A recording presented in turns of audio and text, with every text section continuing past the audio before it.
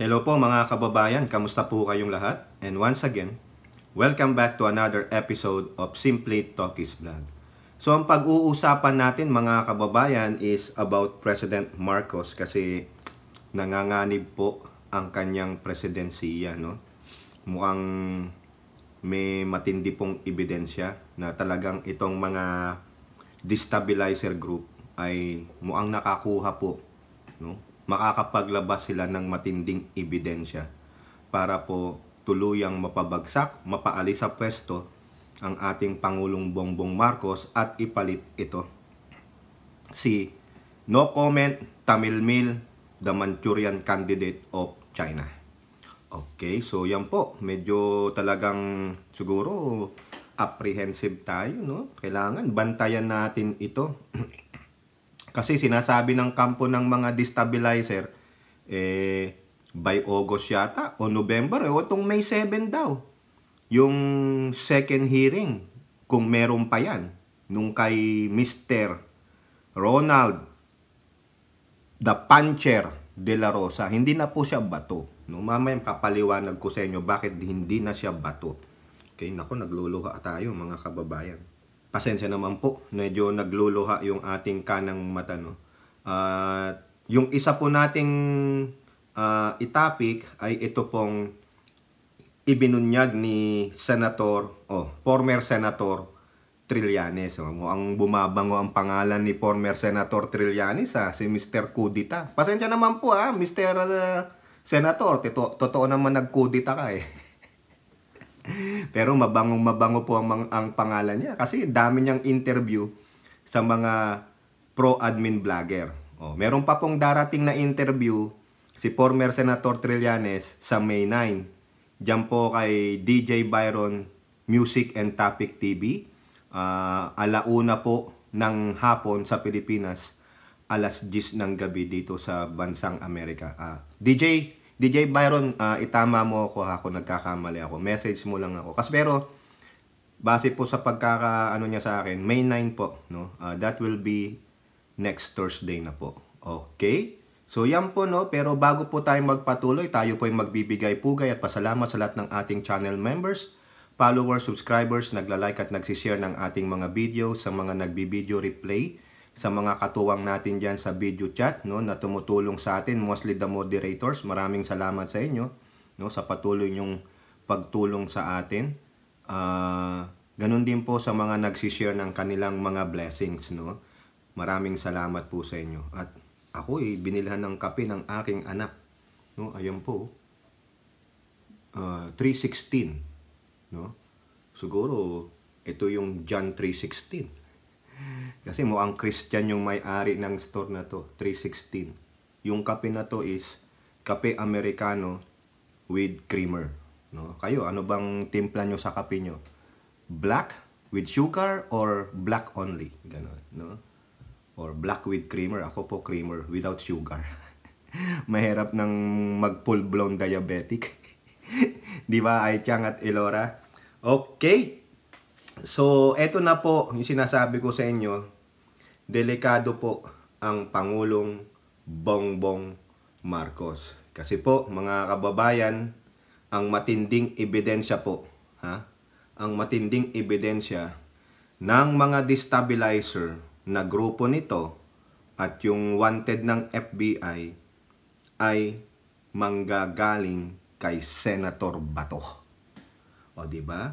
Ano po yung matinding ebidensya na manggagaling kay Senator Bato? Ito po, the puncher. Ito po, dahil sa puncher, hawak ko na. Ito, 3-hole puncher ito. Ewan ko lang kung kay Senator De La Rosa yata, wag ko nang tawaging bato, no? Kasi tulad na sinabi ko kanina, hindi na siya natin pwedeng tawaging bato. Kasi ang tawag na natin mula sa kanya ngayon ay the puncher. Bakit? Biruin mo, tinatawag kang bato, meaning matigas ka. Matindi ang iyong paninindigan. Malakas ka, di ba? Mabigat ang iyong mga binibitawang salita. Pero, nang dahil lang dyan sa isang mamang kalbong katulad mo na tinake over yung hearing mo, na walang pagkabato mo. No?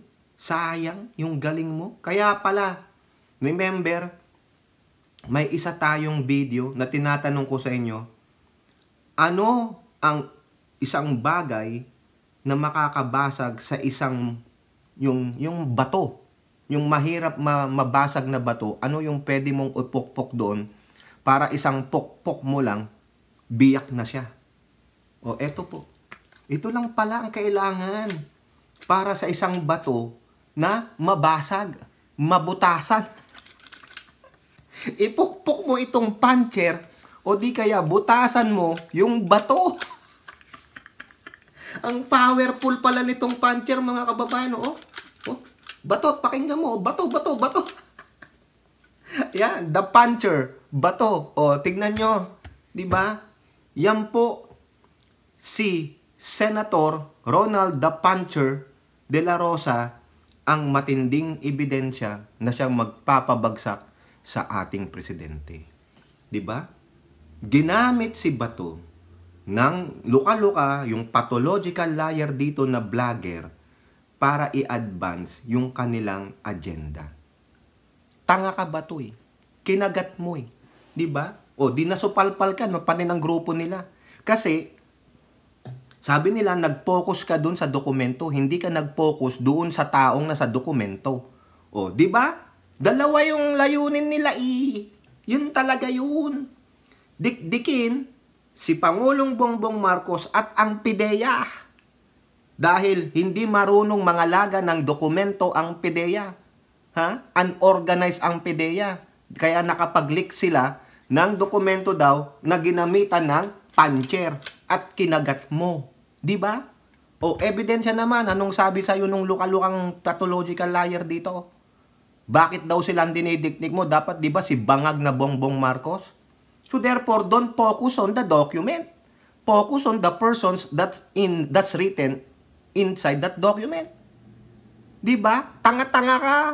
Nagmadali ka, nagmotopropyo ka. Akala mo ang galing-galing mong senator. Pero sa tingin po naming mga karamihan na sumusuporta sa admin, no, na yung legitimacy, yung credibility ng dokumento na yan at nung taong nagsasabing resource person mo si Mamang Kalbo, ay isa-isang shit show.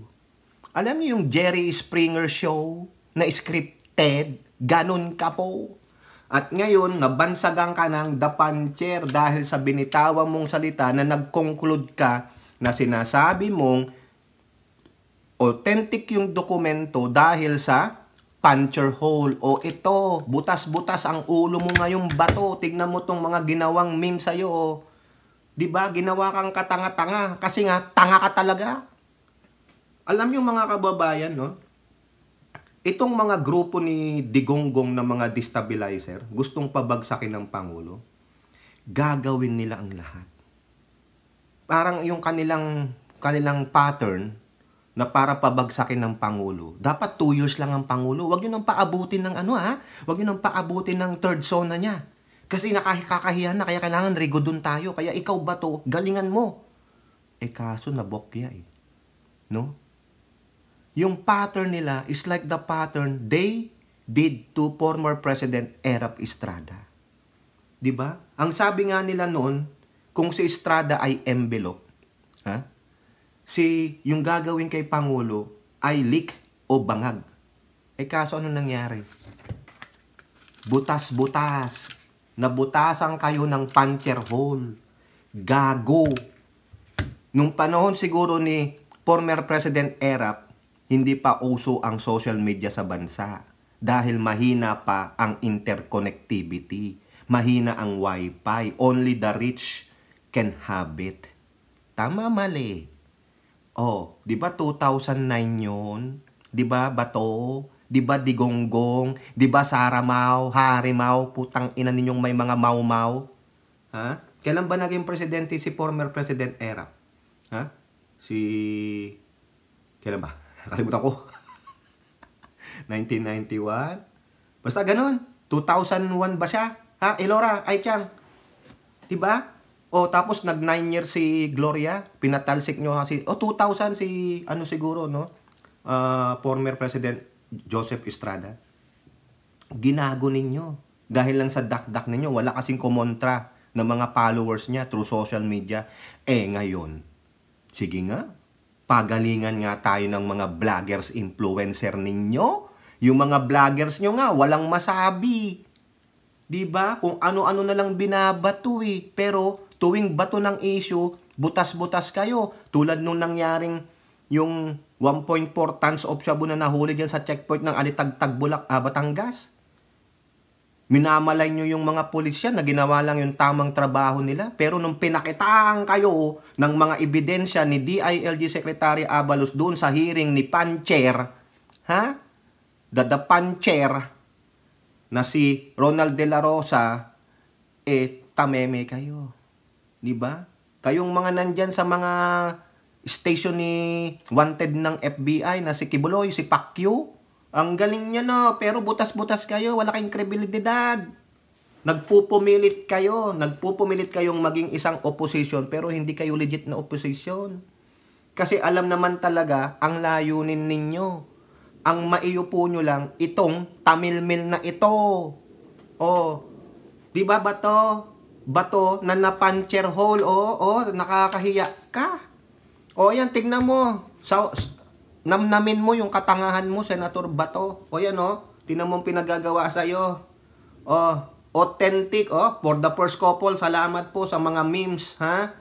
Ano ba tawag nyo dyan? Meme o whatever. Ito pa, nakakahiya, may movie pala kayo, may movie, ha? Okay, ayan, Bato as Jonathan Morales. In 2 butas ka lang. Ay, 2 butas lang pala, pasensya naman, 3-hole puncher ito. Pero pwede na rin po, ipasok nyo na lang dito. Multi-purpose po itong aking puncher. Diba? Shout out naman dyan kay Kakopi. Kakopi, may kape rin ako. Si Kakopi, buti pa si Kakopi, sina-shout out ako. No? Si Carclea, sina-shout out ako. Sino pa? Yung mga iba, wala. Si JIL Review TV, Sir Ivan, shout out sa'yo. Yan po yung mga mahilig mag-shoutout kay Tokis, no? Maski na hindi nila ako nakikita. Naka-BG-BG lang, ha? Yung iba kailangan mo munang magpapansin bago ka pansinin. Si Mike Cervera, Sir Mike, naantay ko ang pakapi mo.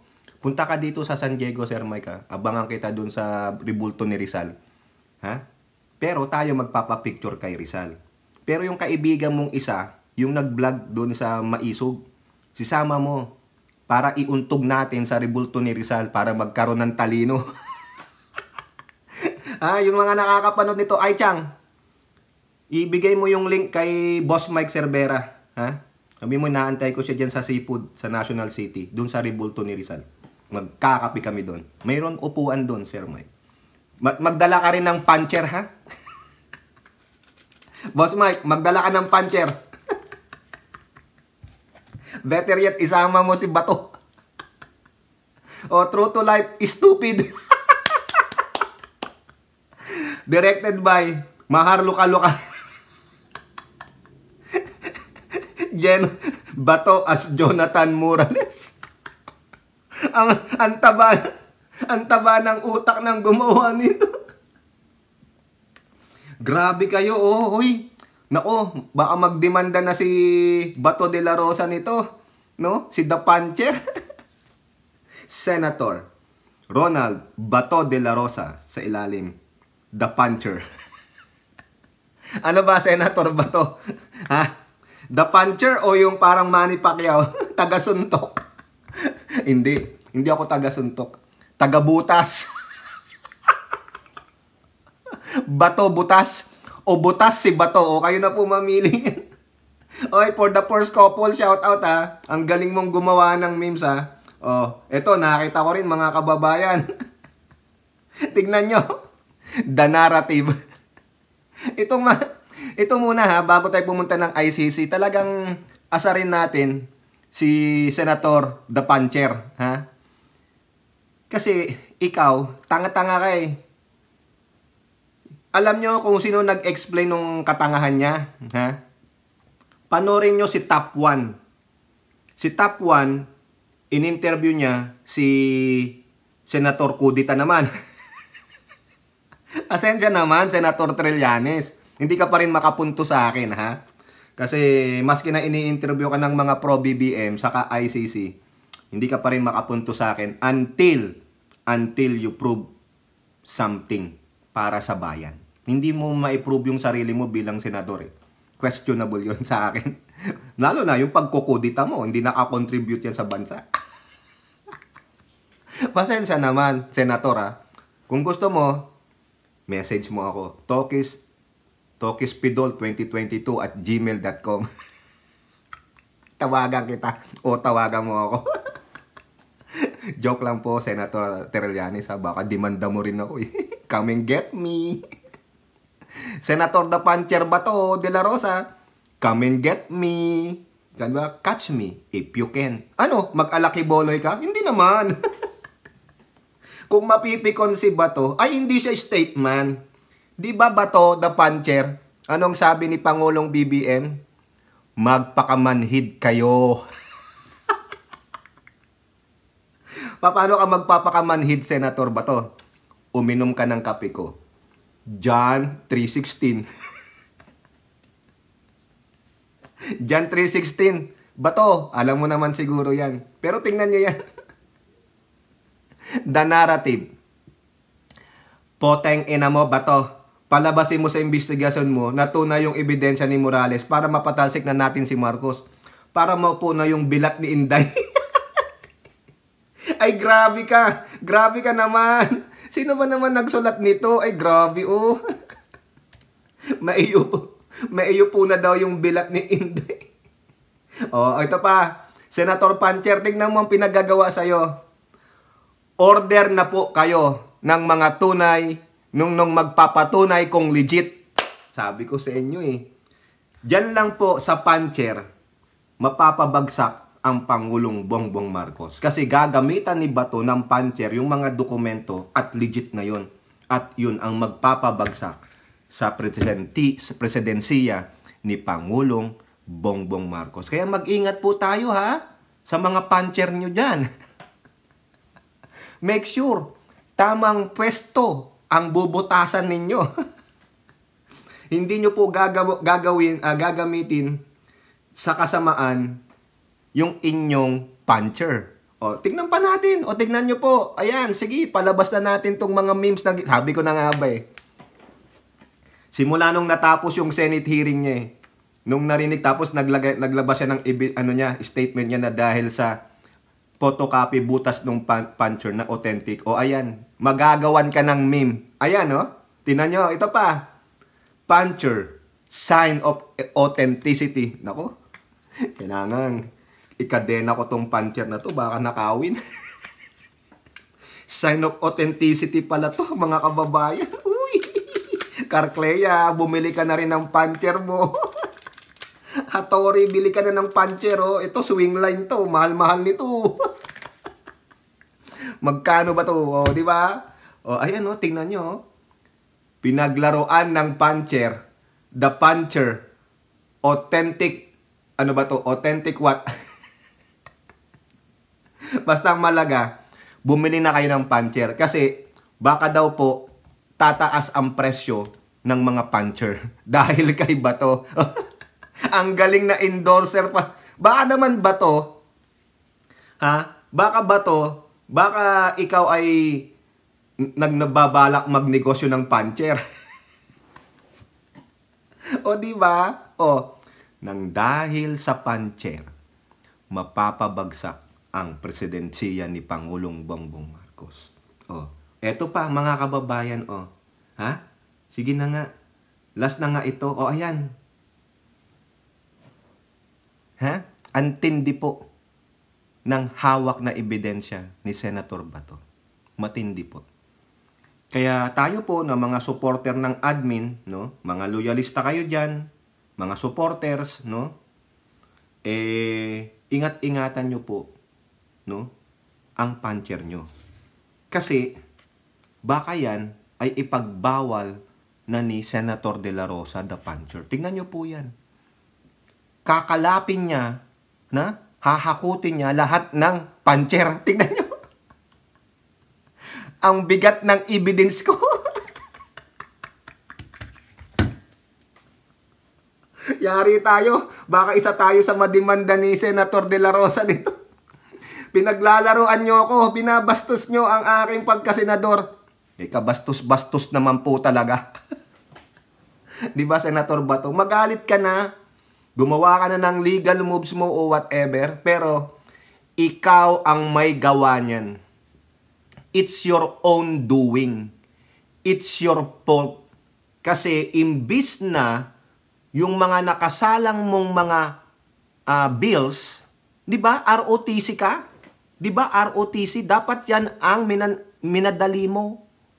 Ano ang sabi ni Senate President Zubiri habang kayo ay naka-Sinai break? He will push for the ROTC to go to the plenary. Bakit ikaw? Hindi yan ang i-prepare mo kasi ikaw ang author ng bill ng ROTC. Pero mas inuna mo to. Ito lang po ang aking opinion. Pasensya naman po, Mr. Puncher Bato de la Rosa. Siguro, nung naka-Sinai break ka, pinagplanuhan nyo na ito. Pinagplanuhan nyo na, sige, ilagay ko sa hearing ko. Ako naman ang may komito dyan. Para ma-expose natin, mabigyan lalo ng pansin. Kaso po, palpak. Dapat kang suntok-suntokin nung si Tamilmel Duterte. Dahil palpak ka, mga kababayan. Talagang tao ka lang, tuta ka, ni Digonggong. Biruin mo, ang dami mo dapat na i-advance na bill, kung ano pa yung bill na nakabinbin sa'yo, iusod mo sa plenary, kasi open na kayo, nagbalik na kayo from the break. Pero yan pa ang inuna mo, na wala namang katuturan, tapos naglagay ka pa ng resource person na highly undoubtful, questionable ang karakter, ang kredibilidad. Tapos nilamon ka sa sarili mong hearing, wala kang nagawa, edi inutil. Kasi bakit? Wala na yung amo niya bilang presidente. Sino? Edi si Tamilmel, ay si Duterte. Yung matandang Duterte, di ba? Nakakahiya O ito, mga kababayan, pagbigyan na natin tong si The Puncher para malaman nyo. Ako nga nagtataka pa, paano siya kaagad naging chief of police nung time ni Digonggong noong 2016. Di ba? Di ba lang siya sa Davao? Siya ang hepe doon? Pagdating na naging presidente si Duterte, siya na ang naging chief PMP. Kawawa naman yung mga nalagpasan niya. Di ba? Ang dami pang mas senior sa kanya. Kailan siya nag-graduate ng PMA? Ito po, nakita ko po to sa post ni Sir Benji. I-share natin sa inyo. Salamat po Sir Benji Contreras Dito po ako nagpupunta mga kababayan. At may link po dyan sa Philstar. Ayan Senator De La Rosa is one of the most trusted allies of ex-President Rodrigo Duterte. A fellow Davaoeño and a very loyal to Digong. Noong naupo si Digong bilang Pangulo, wala siyang naisip gawin PMP chief kundi ang kanyang kababayan at naging chief of police ng Davao City na si Bato the Puncher De La Rosa. A member of Philippine Military Academy class of 1986. Ayan. 1986 siya sa PMA. Na-bypass niya ang kanyang mga senior officers na mula sa PMA class of 1983, 84, at 85. Tatlo na class ang na-bypass niya. Tapos, na-bypass niya ang dalawang Deputy Director Generals, 3-star rank, 19 na Directors, 2-star rank, at 105 Chief Superintendents, 1-star rank, sa pag-upo niya bilang PMP Chief. Ano kaya ang pakiramdam nitong mga to na na-bypass niya at yung dapat na yung marirekomenda ng mga kapulisan para maging PNP chief nila that time. Biruin nyo, di ba dapat mandatory retirement ka, 56 years old? Kawawa naman dapat yung next in line kung sino yung next na magiging PNP chief bago si Bato. Nakita nyo? So therefore, diyan pa lang makikita nyo malaki ang pagkakautang niya kay Digong. Si Bato de la Rosa ay narilib siya ha, bilang brigade commander ng PNP Reactionary Standby Support Force dahil sa kanyang Facebook post ng mga photos at comments na pinapuburan si then President candidate Rodrigo Duterte. This showed that while he was an officer of the PNP, he practiced partisan politics which was a violation of civil service regulation. Correct. 'Di ba? Maalala ninyo, ito binabasa natin sa inyo. Laging sinasabi ni PNP spokesperson Colonel Jim Fajardo na ang kapulisan ay apolitical. Uulitin natin anong ibig sabihin ng apolitical. Wala kayong pinapanigan. You should be on the middle. You should be neutral. Walang partido kayong aanohin sa politika. Wala kayong kakampihang mga politiko. Pero si Bato, during his term as brigade commander ng PNP dyan sa RSSF,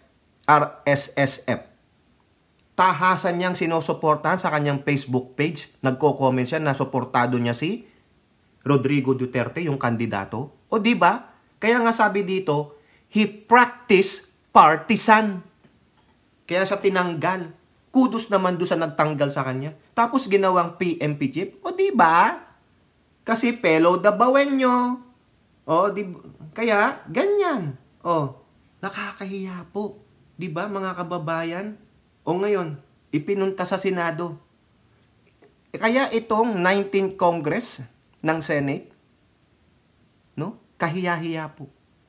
Because naglagay tayo dyan ng mga payaso, ng mga tao ni Duterte na wala namang alam talaga. Visit. Kaya, magsawa ka ba to? Namnamin mo ang katangahan mo. Pasensya naman po. No? Kung gusto mong magdemanda, demanda mo lahat kami. Class action suit. Ha? Demanda mo lahat kami dahil ginago ka namin sa pamamagitan ng mga memes. Ayan, namnamin mo.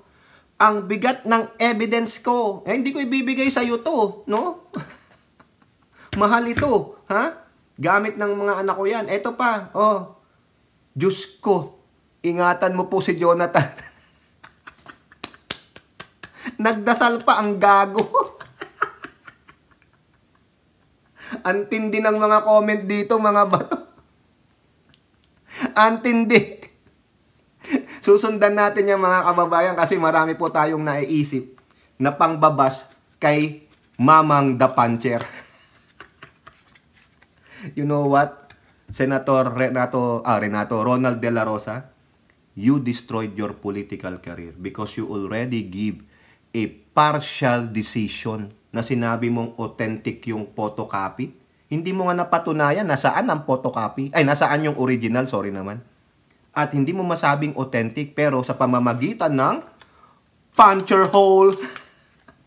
Mahilig ka pala sa butas. O ngayon, pumasok ka sa butas ng inidoro, gonggong. Mabuti nga sa'yo, namnamin mo, gago. Ayan. Eto po, mga kababayan, labasan na natin yan. Pero susundan pa natin yan na si Mr. Puncher. Ipasok nyo yan sa butas ng inidoro. Doon siya nababagay.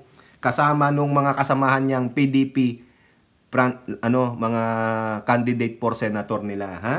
Si Go, si Tolentino, at si mamatay na kayong lahat. Sino yon? Sige, kung alam nyo, ilagay nyo dyan. Okay, pasok tayo ngayon dito sa ICC. Diba? Marami na pong mga bali-balita dyan. Ha? Alam ko, nabasa nyo na yan. Napanood nyo na sa mga inyong favorite media or vloggers, influencer. Pero dito, kukunin muna natin yung headline sa Philstar Global. Tapos, papakita natin sa inyo para mas mabilis yung quote card na galing sa Impact Leadership.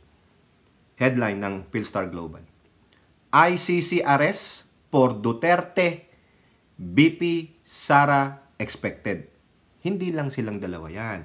Siyempre, sinong mga kasama dyan? Nandyan si The Puncher, nandyan si yung Inchik na dakilang tuta ni Digong. Ayan. Okay, so dito po, pupuntahan natin, ito namang quote card na galing sa Impact Leadership. Kasi yung quote card na ito, nandun din sa headline na yon. Para mas mabilis na lang tayo.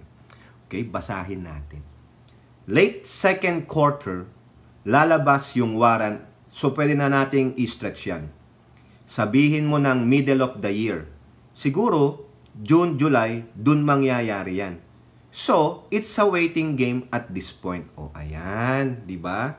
Paano nasabi yan ni Trillanes? Bakit ang lakas ng loob nitong si Senator Trillanes o former na magsalita ng ganito tungkol sa ICC? Di ba, if you can remember, dati sinabi niya, nag-i-interview ang ICC. May na-interview na ng mga 50 ng mga kapulisan o mga sangkot dyan sa EJK ni Digonggong ninyo. O, di ba, nag-react si Bato dyan. I will not, ano yan, yung bibigyan pa ng pansin. Pero nagsalita. O, anong sabi ni Trillanes sa kanya? Eh, kung di mo pa lang pala i-dignify, ba't ka pa nagsasalita? Haba ng sinabi mo. Kasi sangkot siya, di ba? Si The Puncher. O, paano yan nasabi ni Trillanes na may ilalabas ng ang ICC? Ito po, mga kababayan, dito po sa article nitong Philstar Global, sinabi niya, inconstant siyang nakikipag-usap sa ICC. May communication po siya. Di ba? Oh, ay nandito po, nabasa ko kanina Kaya, hindi basta-basta maglalabas ito nang sasabihin ganyan. Otherwise, nakikigulo. Ginugulo niya lang lalo. Pero, may basihan siya Di ba? Ito sabi niya Trillanes stressed that he was not just a marites or rumor monger, but he has been in touch with the ICC since 2017. Kita nyo? Kaya, itong mga sinasabi nila Bato, yan, si The Puncher, sila ang natatakot. Pero sabi ni Trillanes, I am not fearmonger. Hindi rin ako marites kasi talagang kausap ko ang ICC since 2017. So, that's how we established that relationship with ICC. But there's a restriction on the release of information that can only be disclosed. The other information that I'm releasing is not necessarily from the ICC itself, but from the people privy to what's going on. Ayan! Di ba, Harry Roque? Mahilig kang mag-privy. Ano masasabi mo dyan?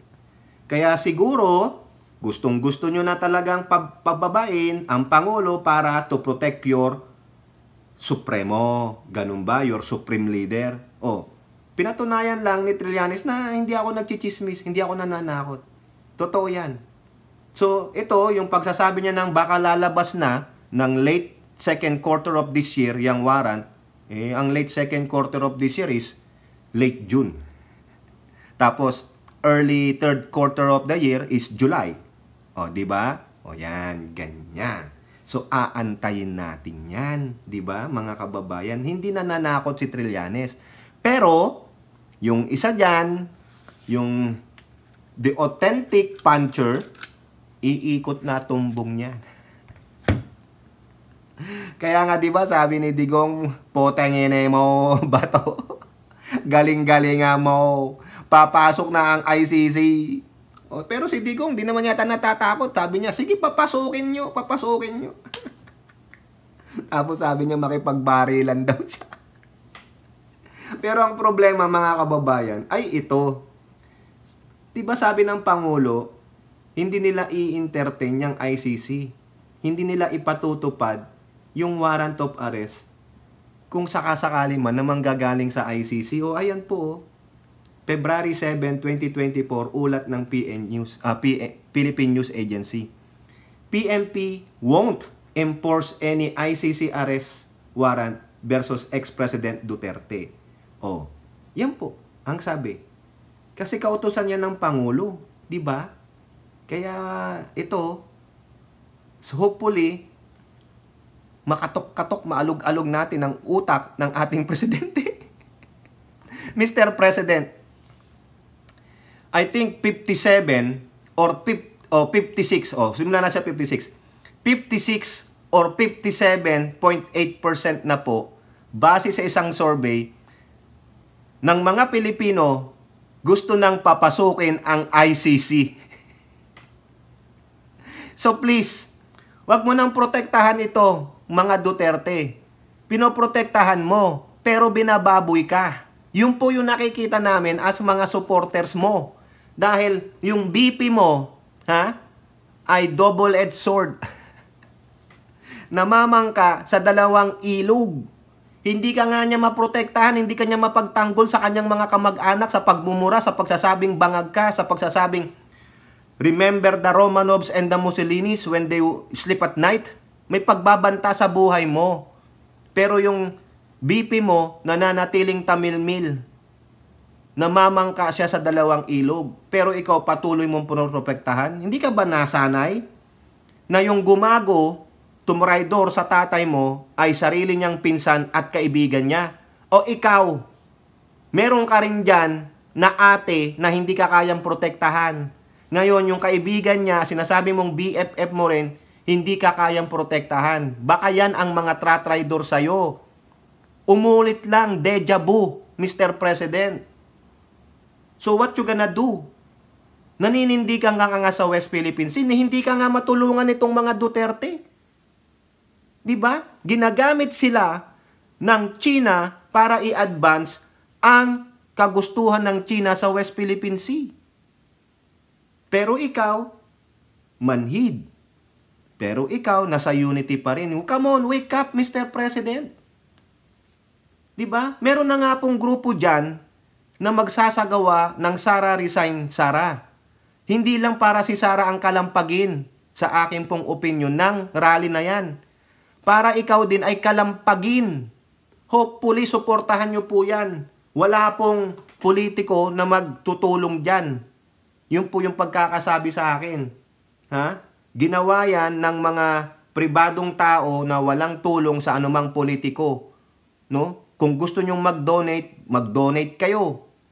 Tulungan natin, Presidente, nandito kami. Sumusuporta kami sa'yo. Diba? Pero, yung mga taong tinuturing mong kakampi mo ay mga ahas. Unti-unti ka ng tinatraidor. Kaya nga, ang malakas na ebidensya ni Bato, ito lang. Kaya pag napatalsik ka sa pwesto, Mr. President, ito, katawa-tawa. Dahil lang sa puncher hole, napatalsik si Pangulong Bongbong Marcos. Kasi bakit? Wala, maliit lang na issue yan. 2012 pa, binulat-lat yung maliit, lumaki, naging apoy. Parang yung dyan lang, brush fire lang. Pero hindi na ingatan, lumaki ng lumaki. Naging isang malaking dilubyo. Ganun. You want history to be repeated to your family? Na ma-aus kayo? Diba? Sa pilitan kang tanggalin sa Malacanang, hindi naman kami papayag. No? Ikaw, ano gagawin mo? Tingnan mo, yung mga dilawan nga, parang kumakampi pa sa'yo, pero wag naman tayo magpakampante sa mga dilawan. Baka may sinister na ano rin ng mga yan. Diba? Ito, tuloy natin yung kay Trillanes. Itong warrants of arrest will come in batches. The first batch, isa lang. Si Duterte lang. The father. Tapos second batch na yung mga ibang principal actors. So, sino yung principal actors? Si The Puncher, si Go, si Aguirre, no? At yung mga iba pang kapulisan. Maaring sa second or third batch, kasama sa mga arrest warrant si Tamilmil. Ayun, yari na. Wala nang busy Tamilmil. Yes! Talo ang China. Diba? Kasi itong mga to, ginagamit sila ng China. Tingnan nyo? Gago kayo eh. Ngayon, baka mawalan din ng dalawang senator dyan. Bakit? Hindi lang si The Puncher. baka pati si Mr. Wonderful Tonight. Kasi pag hinuli si Digonggong, ikinulong daw, sasamahan niya sa kulungan. Oh, di ba? Baka naman gusto mo magpalit ulo na lang. Ikaw na lang magpakulong, Mr. Wonderful Tonight. Di ba? So yan. Magandang balita yan sa isang senador at isang Mr. Kudita. Oh. Para sa mga nabibisit na sa mga Duterte, sa kanilang mga kagaguhan. Nananawagan kayo na bumaba, mag-resign ng Pangulo sa isang issue na hindi nyo naman mapatunayan? Eh ano kayo? Gago. Yung mga naratiba ninyo is the narrative or the action of olds before. It's so yesterday yan kung tawagin. Lumang-luma na. Kasi nung panahon na yon, ang information dissemination is very limited. Pero ngayon, with the advance of technology or the advancement of technology, madali na kayong madibang sa kasinungalingan ninyo, sa kagaguhan ninyo. You try it. Sige, i-bombard nyo ng mga kung ano-anong akusasyon ng Pangulo. At madidibang kayo. Unang-una, bakit gusto nyong pababain ng Pangulo? Ano ang main reason? Kahirapan? Taas ng bilihin? Krudo? Insurgents? Hindi ba yan nararanasan ng ibang parte ng mundo? Di ba? Insurgents. Hindi lang tayong bansang may mga militanteng grupo. Tama, mali. Gutom. Ay bay, punta kayo Africa. Dami nagugutom doon. Doon kayo magprotesta. Bakit nyo inaano ang Pilipinas? Hindi ba nagtatrabaho ang gobyerno para ibsan ng paggutom? Oh, kung hindi nyo alam yan, meaning hindi kayo nagbabasa ng balita. Kasi ayaw nyong basahin kasi masasaktan kayo. It hurts. Diba? Ano bang kanta yun? Ni Lady Gaga. No? Parang lovers nag-break kayo. Diba, Elora? Oo. Every time I say goodbye, baby, it hurts. Ay, pasensya naman, Elora. Bakit si Elora ang nabanggit ko? Elora, wag ka magalit ah. Diba? Kai, shout out kay Kai sa mga taga Palawan. Please subscribe. Diba, Kai? Yang ginagawa mo, Kai, saludo ako sa iyo. Kung magagawa mo yan, bigyan kita ng pang Jollibee. Kunin mo yung statistics ng population ng Palawan, baka mag-over pa tayo. Joke lang, Elora. Baka magalit si Elora. Baka murahin ako.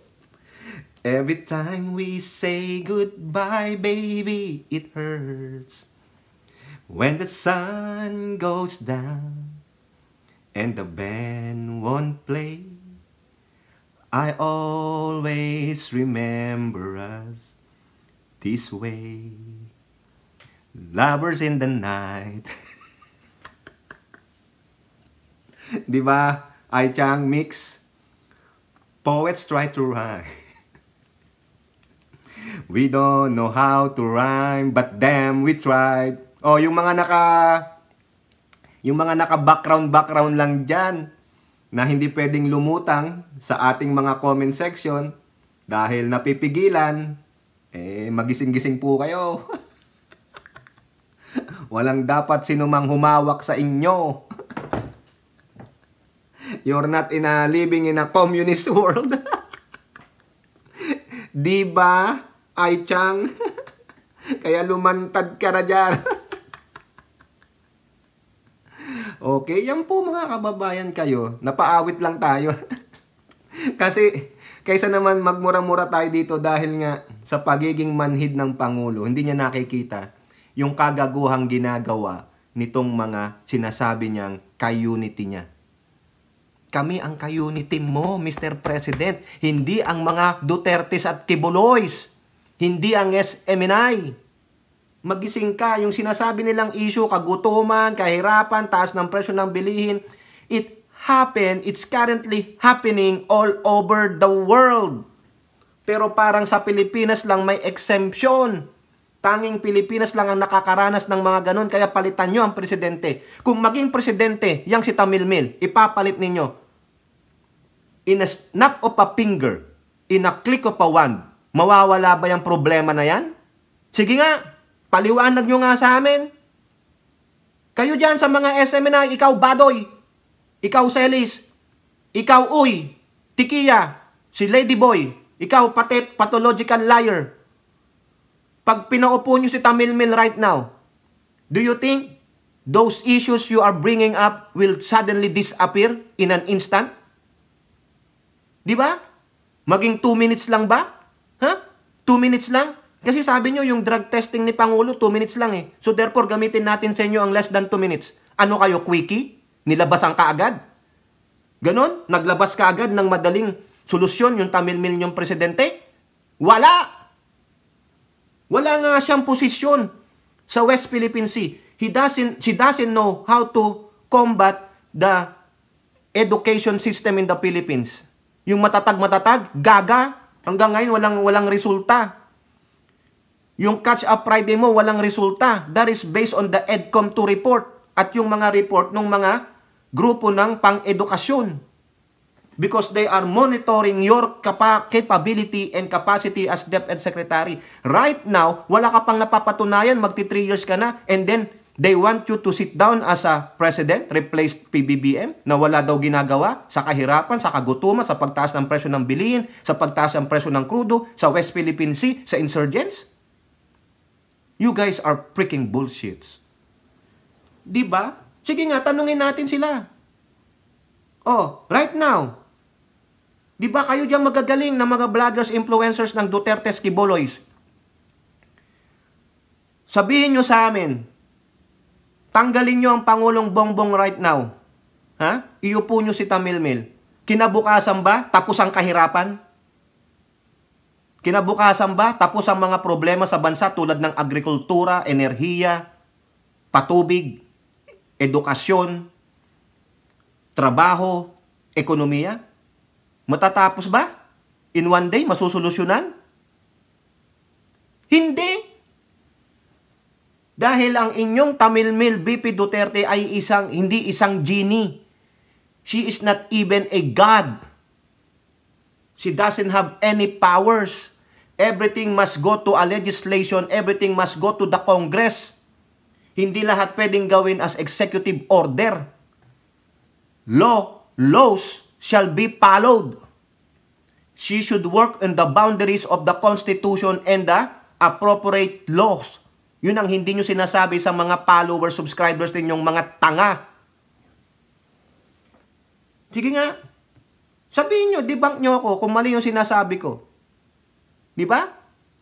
Yung mga hindi mag-a-agree ngayon, sige nga, bigyan nyo ako ng concrete explanation na dapat si Tamilmil ang iupo na ngayon, patalsikin na si Bongbong dahil bangag. Is that your panuntunan? Abay, ang dami rin naman gumawa ng kabalbalan dito ng mga presidente ng Amerika. Oh, citing Bill Clinton. O ano yon? Di ba? Di ba? Ano, nagpasubo ng ethics o tinuloy ang i-impeach, hindi na impeach. That's not how you measure a man. Yung Tamilmil nyo nga walang magawa, walang masabi, nadidiktahan. Tapos gusto nyong iupo? For what? Because of Duterte? Oh, eto, sa inyo. Magalit kayo kung magalit kayo, oh. Mga mother F pala kayo eh. Sige nga, magbigay kayo ng example na yung isang presidente pagkaupo niya, nabigyan niya kagad lahat ng solusyon yung problema sa bansa. Cite anyone. Hindi lang sa ating bansa. Even the kings or the queens cannot resolve the problem of the country in just a click of their hand or the wave of their wand. Hindi. They have to follow some procedures. They must work on the boundaries of the law. Tapos kayo, ngaw-ngaw kayo ng ngaw-ngaw na walang ginagawang presidente, bangag-bangag-bangag. Wala nga kayong mapatunayan na bangag. Nananakot lang kayo. Kasi ang bansa natin masyadong lax eh. Yung ibang bansa nga, hindi pwedeng babuyin ng kanilang leader eh. Nilalatigo sila in public, pinapahiya sila. Dahil pinahiya mo ang leader in public. Pero itong mga to, na hindi naman mga Pilipino, tulad nung luka-luka ditong pathological liar na si Hitad, sinasabi niya, come and get me. Alamin nyo muna yung batas ng Amerika dahil siya ay US citizen. Kita nyo yon? So therefore, naniniwala kayo sa isang Amerikana. Tapos ayaw nyo sa Amerikano? Mga gonggong. Diba? Kayo diyan sumisigaw kayo ng mga anti-American sentiment, pero ang pinaniniwalaan nyo ay isang US citizen na sinungaling na vlogger? Diba? Hindi kayo ma-high blood dyan? Kunwari may pagmamahal kayo sa bayan, pahalik-halik pa kayo sa flood tulad ni Digong. Pero ano ginawa ninyo? 2016 pa lang, umayaw na siya. Sa mga kaalyado niyang superpowers, umalyado siya sa China at pinabayaan niya ang China na maghari-hari dyan sa West Philippine Sea. Makabayan ba yon? Meron kang 2016 arbitral ruling pero yumuko ka nang sinabihan kang huwag mong gawin, magkakagulo tayo? Yun ba yung matapang? Urong bayag ka, gago. Tapos sasabihin nyo, great president si Digong. No! Paano nyo masasabi ang isang presidente, isang hari o isang queen ay great? No one is great. Because most of them, all of them are human. Yun nga lang, binigyan ng power. Ngayon, gusto nyong bigyan ng power si Tamil Mil? Do it. Do it. Diba? Ang Pangulo kasi natin, mga kababayan, sobrang bait. Pero tayo mga tagapagtanggol, fed up na eh. Nakaka-fed up itong mga gago na ito eh. Lalo na itong si Talakitok, Harry Roque, kung anong pinagsasabi.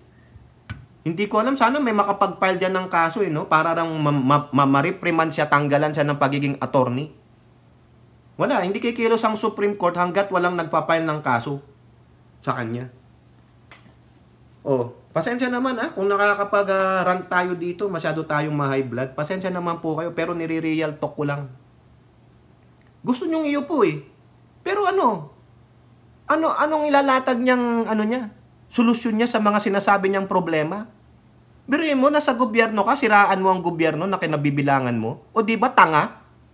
Dapat nga i-build up mo eh. Para yung tao maniwala sa'yo, they strive for more. Hindi eh. Pinut down mo eh. Din pessimistic.